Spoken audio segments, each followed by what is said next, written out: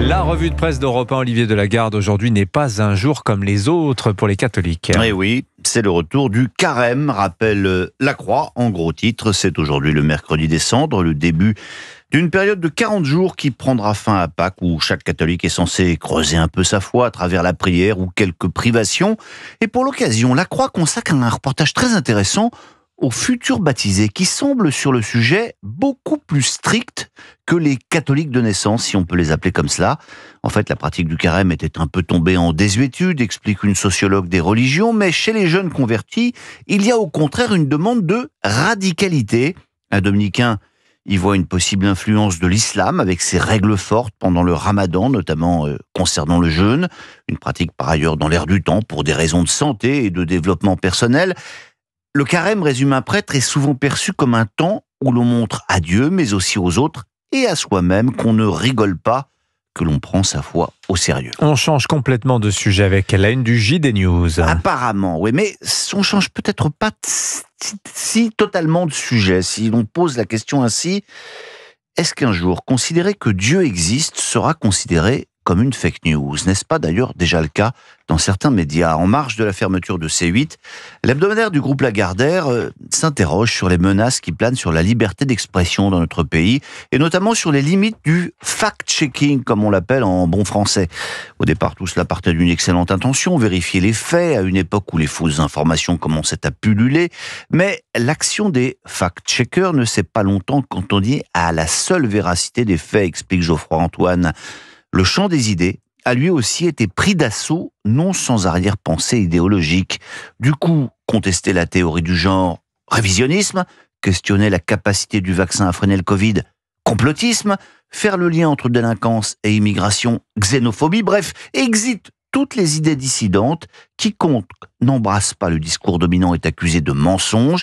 Et voilà comment on rogne progressivement dans notre pays la liberté d'expression. C'est à lire donc dans le JD News. Sinon, 3 mots reviennent invariablement dans tous les journaux ce matin: économie de guerre. Oui, conséquence de la nouvelle doctrine américaine, les Européens vont donc devoir assumer seuls leur défense en général et celle de l'Ukraine en particulier.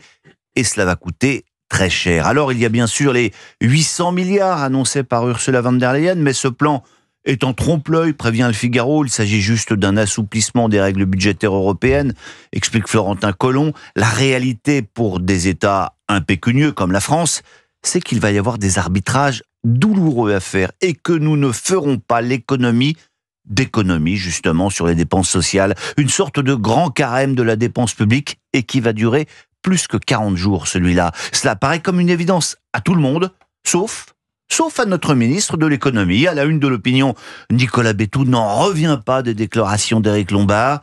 Le Spiderman de la finance a déclaré doctement qu'il ne fallait pas rogner dans les budgets, que moins de dépenses sociales, c'était pas possible, et qu'en revanche, on pourrait revenir sur l'âge de départ à la retraite.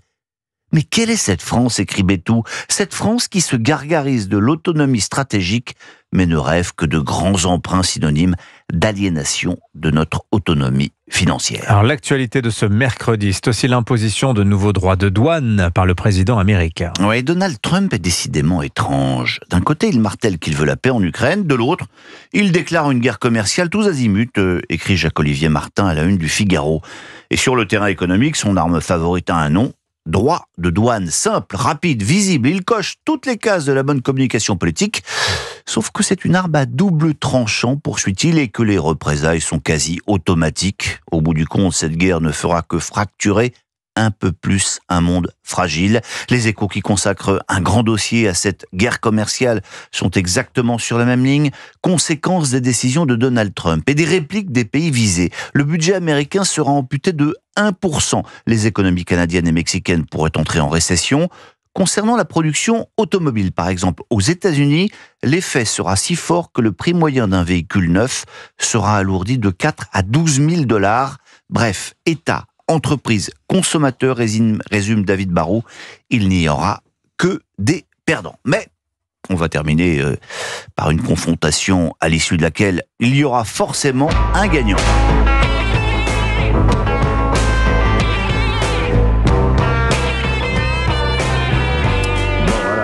Je vais vais pas vous faire l'affront, mon cher Dimitri, de vous demander si vous avez reconnu le Sgt. Pepper. Mais oui, mais Beatles, vous allez me demander pourquoi avoir exhumé ce titre de 1967.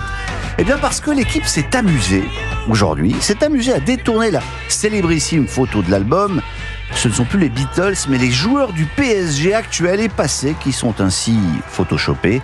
Parce que ce soir, c'est Liverpool, bien sûr, que le Paris Saint-Germain affronte. Et c'est plus qu'une affiche de rêve.